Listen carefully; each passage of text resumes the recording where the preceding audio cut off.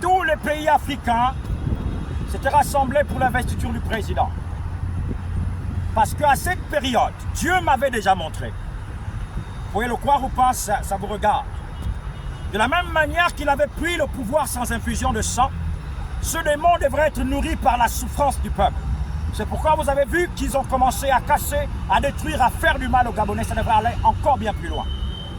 Alors le son de la trompette que j'ai sonné de part et d'autre par l'ordre du Saint-Esprit, c'était pour anéantir ce démon qui est déjà mort. Ce message s'adresse à l'Église et de comprendre que pendant l'investiture du président, il faut décréter les paroles de vie et décréter que les œuvres de la mort ne prospéreront plus. Plusieurs personnes ne comprennent pas.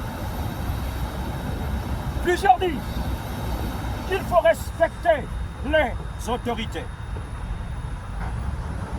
Mais chacun doit comprendre sur cette terre sa position.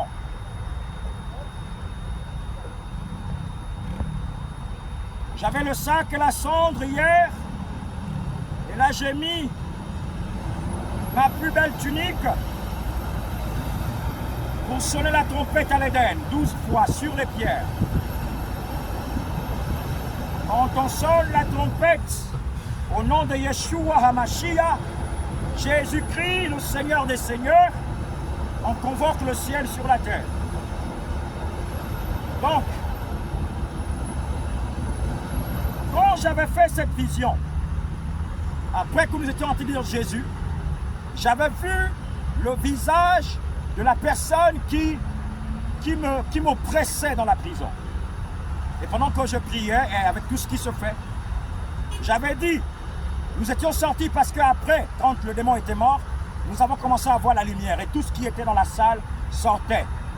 Et ils étaient en train de me suivre. Je m'étais retourné. Ce monsieur s'appelle Mamadou Kondé. Je m'étais retourné pour dire que tout le mal que tu es en train de faire se retrouvera contre toi-même. En d'autres termes, en fait, tous tes fruits, tout ce que tu sèmes reviendra contre toi. Il y avait de la lumière et l'éclat. Et c'est ce qu'ils ont fait. C'est pourquoi la parole de Dieu dit, ne luttez pas contre la chair et le sang. Vous voyez la chair et le sang, mais ceux qui sont spirituels regardent le bonhomme, le petit bout de chou, qui est en train de parler avec sa petite taille, mais qui a l'armure spirituelle dans le règne de l'esprit.